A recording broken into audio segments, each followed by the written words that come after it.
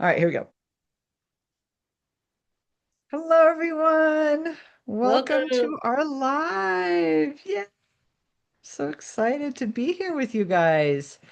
Andrea and I have some fun ahead of us. Yes, some great news and information and connection points and celebration for ADHD Awareness Month. But side note, it's also Dyslexia Awareness Month and other mental health illnesses month. So a lot. So we're just celebrating all of our neurodivergent friends and their hardworking teachers and parents and everyone. So we just are celebrating you as we start these Wednesday series of lives. And so yeah, Andrea, what are we gonna do today?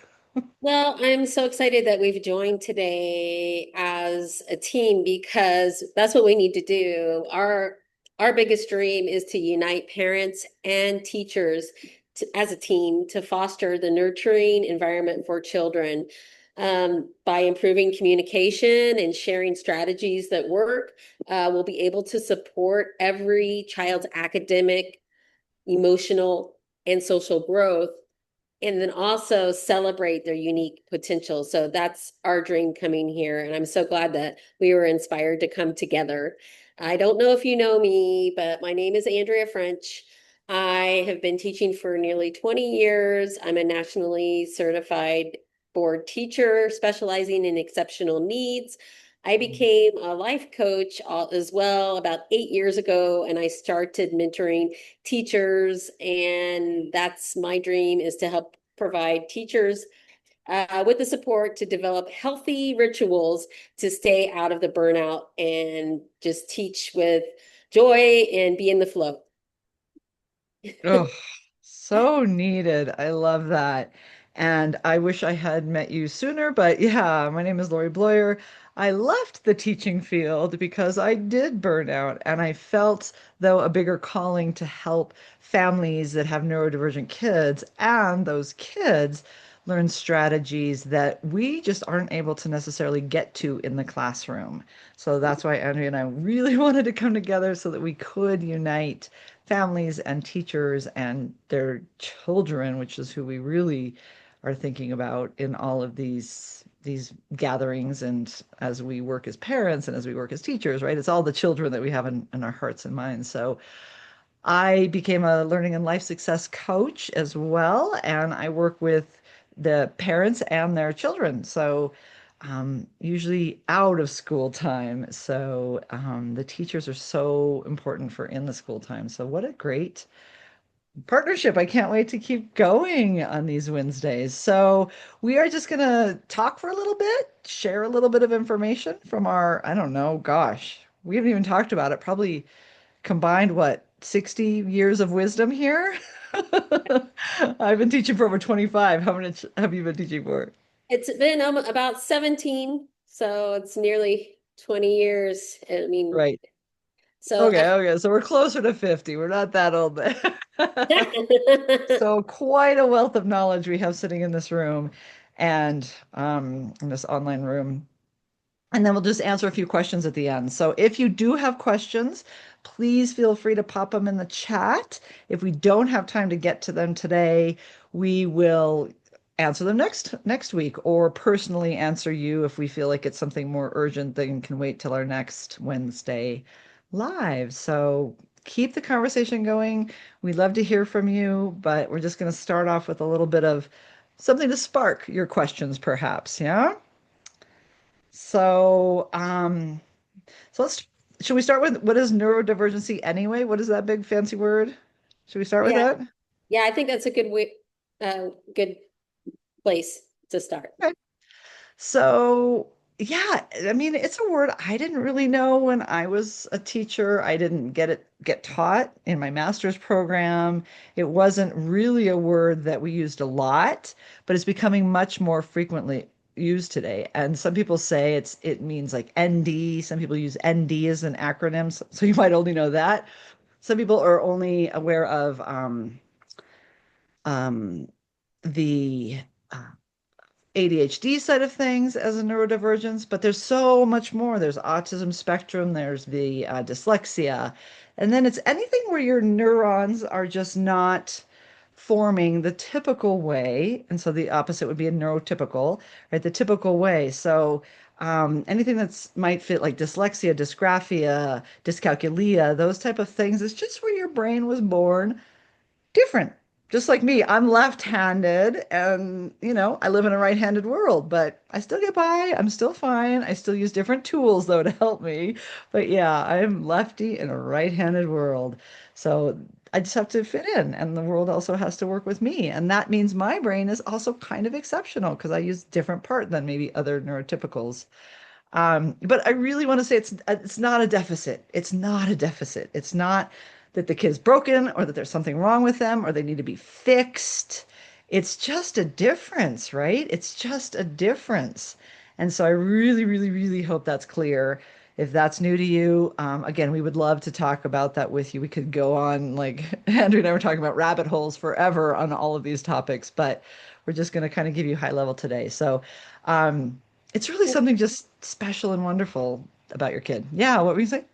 Well, what I wanted to point out is that I know in my educational background of getting my certification as a teacher, Mm. I was never properly trained on how to help children regulate their emotions or how to teach in different ways or allow them to express themselves in different ways or just be aware of um, what the different needs are, not just for neurodivergent children, but children in general. I mean, as you know, the education system has not changed at all since it started. So there's a big need for some change. And I could go into a rabbit hole about that one too. But I just wanted to make you aware, if you haven't, the teachers are not properly trained or supported throughout the process of the year emotionally. That's a big one, yeah. Or supported.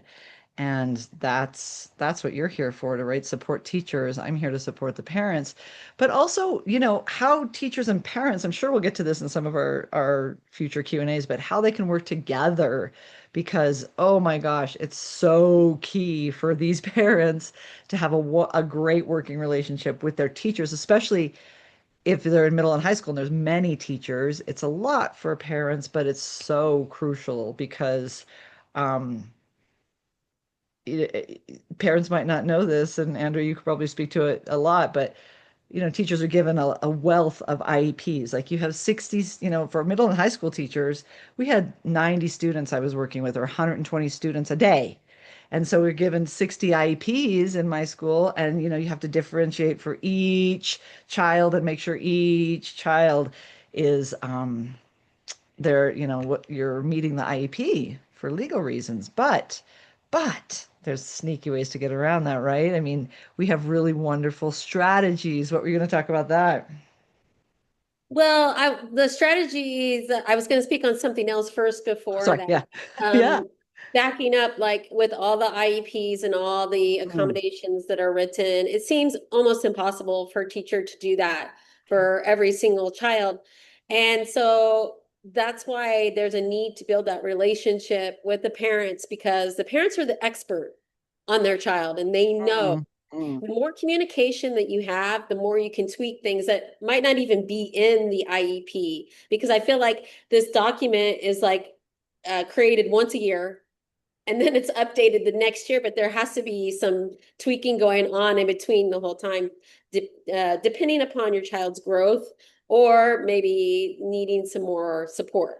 So I think that that's very important as a teacher, that building relationships with your students and your parents are the number one thing to do first and focus on that. Once you foster that, then you can go on and build the trust so that the child feels safe enough to take chances and make mistakes and learn and feel good about school. So that's the whole thing that I wanted to stress about that. mm. I love But that. I love I don't that. know. Sorry, I just want to give you a big thumbs up to that. I love what you just said. So I hope parents and teachers, you're hearing that. Yes. Sorry.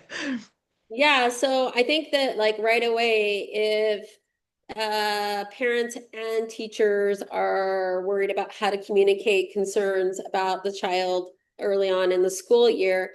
I don't think that I think that you should just be honest about, how much you care about this child point out good things from both perspectives, the or interests that the child has, so that people so teachers will know how to connect with them more, and then also just be really honest about a concern, but that right away it's about building the relationship first. And so we're going to work on that first before we get in there and say, he needs this, she needs this. I mean, not unless you have a proven strategy from previous teachers or parents. So, um, but we are going to talk about strategies later on in our live sessions.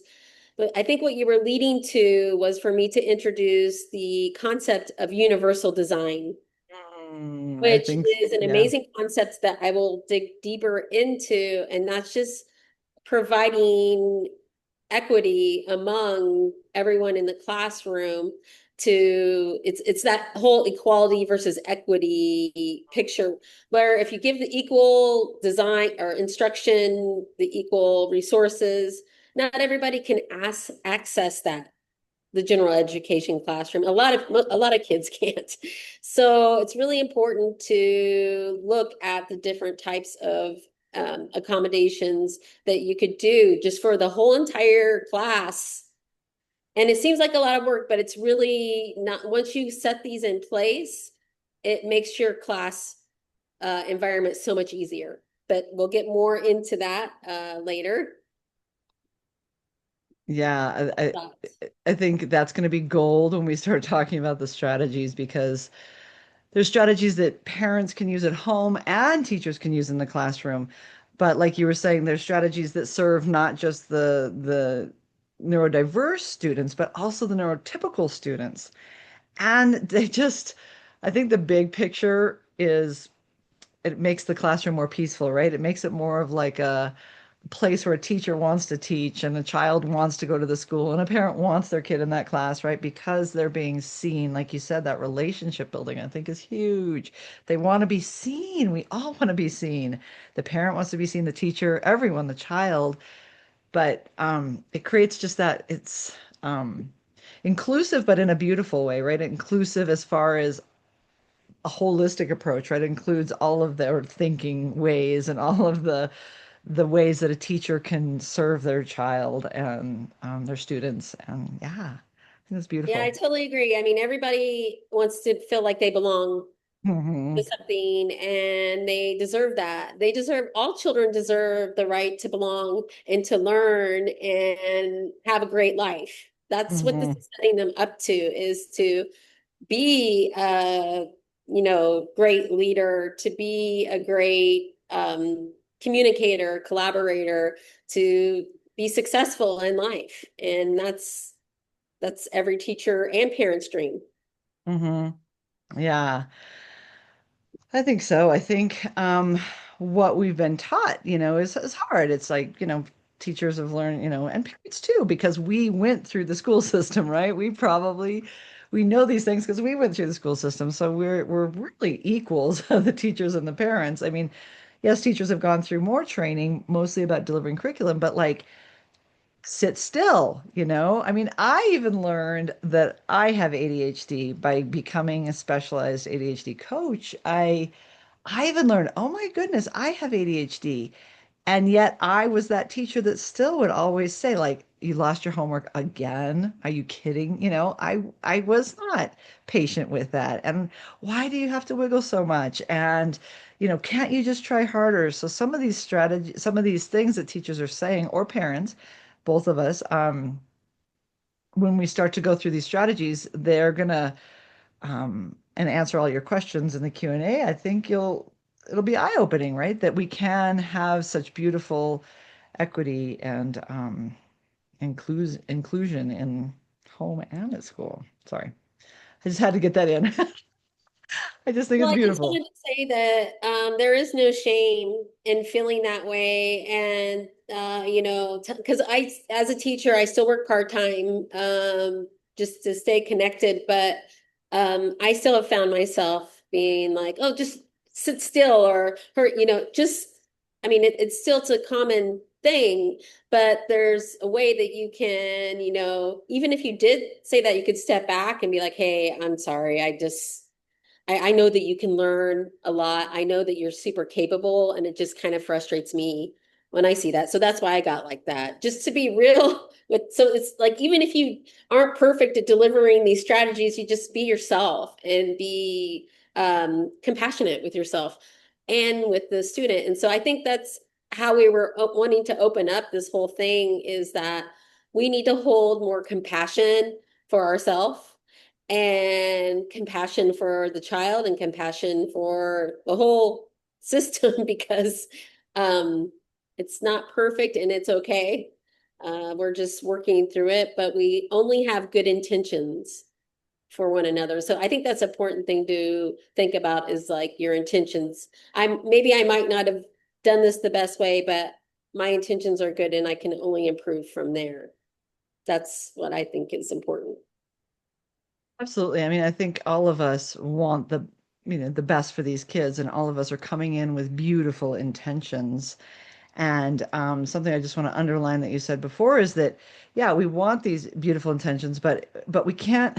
We're not purposely not going through all the strategies as a big checklist on this first Q&A, because I think what I want to underline was that you said, you really need relationships before you can correct kids.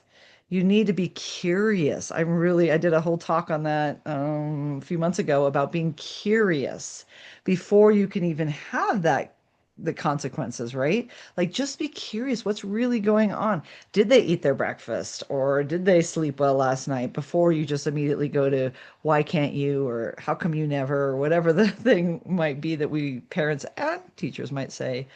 And then also, I just want to say, understanding before we deliver those interventions, which is what you also said, right? Those three, I think, are really the backbone of what we're going to be talking about over these next several weeks and beyond, right? Is that, how do we see this child and see this family and this teacher and this classroom as, um, how do we get curious? How do we um, create relationship? How do we understand everyone's viewpoint, everyone's picture, who this person, this child is, this parent is, this teacher is, right? In order to have amazing strategies that work like that. Well, and I think that this is also a process. I think this just doesn't happen Mm, overnight, that mm-mm, this takes time. And I know when I was a special education teacher, general education teachers couldn't even apply to see if the child could be tested to see if they have a disability until after 4 to 6 weeks of interventions in the classroom. So mm, that's something really to think about, is to really get to know and let the child get used to routines and different structures in your classroom before trying to come up with all these strategies that, for the child. So I think that's important to think about. mm, Absolutely. Absolutely. So, do we want to get into a few questions? I know we were going to try to keep these to about half an hour, but do we want to get into a few questions now, or did you have anything we wanted to add on to No, I think that's a great, I a think that little we've overview? shared a lot to introduce it and the first steps towards it. Let's answer some questions. All right. I think one that we received here. What about kids who are gaming the system? What about kids who are gaming the system? What do we do? Oh, that's jumping in right away. Yeah, and I What do I you get think? it. I understand because the child is capable of, doing the work and whatever, you've seen it before, but and then you just think maybe as a teacher that it's not fair because other kids are having to do the work. And maybe some kids don't think it's fair either and they just don't understand. So I totally understand the dilemma, but I think this is like a multifaceted challenge that is specific to that individual, because I would truly need to look at the student's IEP or individualized education plan to see if they have different accommodations or even modifications on homework in general. And then, or if they're a 504 plan, what their plan lays out. And if the team is met, like the administrators, all the teachers, the counselor, and the parent, just to see what's really going on there and come up with strategies.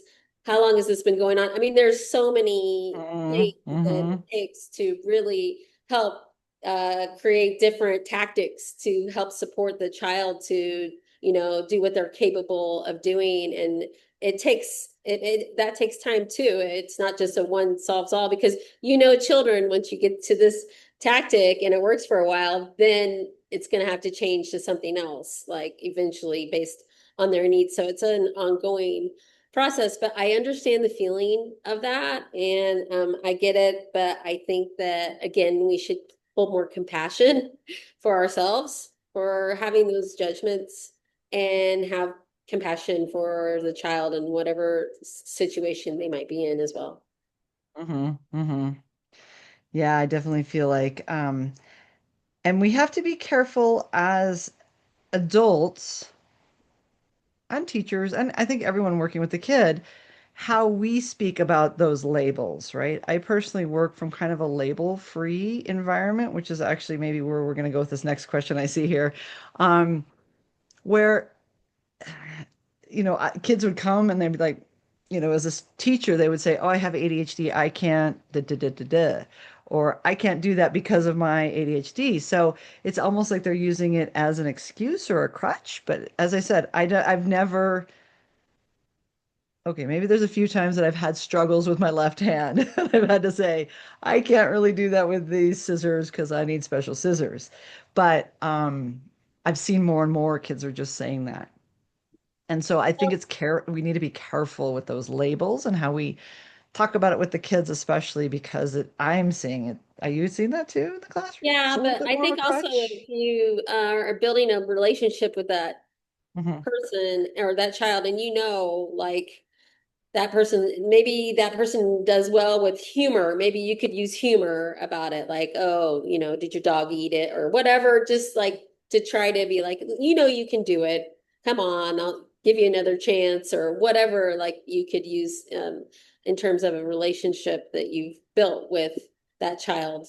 I think that there's definitely room to work with it. And when the child says, I can't do this because I have this label or whatever, that's not the end all thing, Hmm. because you want to make them be able to believe in themselves and believe they can do anything and be able to, you know, to feel good taking chances. So that's something that it is Right. important And I to. think that's where our strategies will come in, right? Like, you said you can do it, but the relationship, but then saying, okay, well, maybe you just need to stand up before we do this assignment, Yeah. or maybe you need to go get a quick breath of air and come back. Like some of those strategies that we'll talk about, will Or also maybe really I don't need help. as much homework. Maybe I just need like a little Right. chunk of homework, or, maybe I am not a big fan of homework in the elementary, especially. Hmm. I believe children need time with their families, but that's just me personally. Like, I feel like if that student is showing what they need to know in the classroom, that, the homework shouldn't be a mandatory thing. I do believe that homework, I've seen a lot of homework given that children, because I have children myself in the background right there, Okay. Mhm. that teachers give, and it's not an intentional thing, because I love teachers, but they give homework that the child doesn't know how to do and that Mm. they've not practiced Mhm. in school. And that's a problem for all children. And so I just really think we need to be more aware of, if it is something that you want them to practice, it should be something they're solid with, and they're good with. Mhm. And they can show their parents, hey, look what I can do. Because I think that's the goal, is to build the confidence. But anyways, I can Mhm. go down a rabbit hole I on that. know. No, it's awesome. And we have time to talk about this. We'll be talking lots. There was just Okay. one other question that came in I wanted to go through real quick about that I was leading to was the my child has so many diagnoses, where do I start? Right? And so yeah, that's a big question, but I think a simple answer is that we really just want to start with where they're at. Again, like getting curious, building a relationship. Obviously, if you're the parent, you already have the relationship, but as a teacher, but getting curious and finding out what works for their needs and start with just with like one thing at a time. We're not going to say, okay, we're going to do everything and fix everything and have a solution for everything tomorrow. Like you said, it takes time. But if we Yeah. look at one thing at a time and celebrate those wins as we go on and, work with the team and do one thing, making sure that we're kind of all on the same page, I think that's pretty important. What do you think about that? I Sorry. agree with you because I think that we should focus on improving something and expanding that. And within doing that, that also helps out all the other diagnoses, I believe, or areas in your life too. So it's all connected and Hmm. it's needed to just take one small step at a time every day to create the momentum for a change, bigger change. Hmm. And I've noticed they're all usually interwoven. What I work with a lot with my families is looking at the root and that leads kind of, if you think of a tree, it leads up to the trunk and then the branches and the blossoms are like the amazing fruit, right? So we start with Yeah. the root and not put a band-aid on top, but we start with like what is, as I mentioned earlier, right? What is this child coming in with? Did they eat? Did they sleep? Did their Mhm. parents get into a fight last night? Did what are they coming from as just a human, and what can we work on at the root level, even for all of our kids? These are great things to think about. But what can we work on, to answer this question, right? What's the one thing? So, as you were saying about the work, do they need to stand? Do they need to go get some fresh air? What's the one thing we can do that for their need and their brain, and how can we start to create that pathway that will create the amazing tree? I totally agree with you. You got to start somewhere, and that's a Yep. great place to start. I just wanted to say again that our dream is to unite teachers and parents so Mhm. that we can provide that nurturing environment for their roots Mhm. and improve communication between us and share strategies so that we can support your child's development and celebrate their unique potential. Can you Mhm. tell us maybe what we're going to be talking about next week? Next week, I think we're gonna, we've been alluding to it a lot. I think we should probably give them a couple strategies, right? Okay. And get a little practical. And so we would love if you have any scenarios that you want to drop into the chat or come to us with next week. We can talk about certain scenarios and to give you a few strategies and tools you can start using right away. Um, I think that's a good start. What do you think for next week? Yeah, I think that's good. I think that we should maybe focus on giving some more because I think that teachers and parents are really yearning for something right now that they can use. And I get it because when you're in the heat of it, you just want to do the best job that you can do. Right. And you know what? I think this little session, I hope you guys keep coming back. So important because I know all across the country, school's been in session for a while and parent-teacher conferences are coming up. And this is the time where, parents and teachers really need to work together and they need to see each other as allies and not, opposite forces, shall I say. And this is the time where some parents are going to be surprised. Like, my kid is acting like this. So we're here. We are here to support you and answer those questions that are coming up because this is the time when conferences are about to happen all across the I just US. want to say real quickly too that as a teacher, that even though it's uncomfortable, it's really important for you to start having these conversations with the parents so that they're not like shocked. And if you haven't already, it's okay. You can express, I didn't know how to communicate with you, but I'm glad we're here now. And I just know that we can work together because you know what your child needs, and I'm just here to help foster that. I only have good intentions and just really hold compassion for yourself and for the parents because I feel like I've seen that a lot of parents, some parents are reluctant to want to admit or to do anything about it because they feel like they're responsible for that child's behavior, like they created that situation, and it's just not true. So I just want to tell parents that too, is that that I understand that, but that's just limiting you and it's making you feel worse if you, even though it's uncomfortable, if you let that out and took, responsibility, everyone takes responsibility. It's going to be so much more freeing and liberating for everyone. Anyway. Mm. I love your passion. I love your passion. I love it. You can see it on your face. I love it.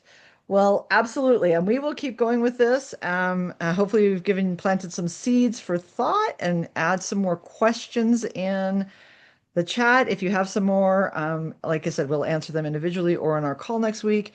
But I just want to thank you all so much. We are going to also drop our links to contact us if you would like to have a kind of a private meeting instead of publicly out here. So and I both have ways to contact us. So please feel free to reach out if you need to do that.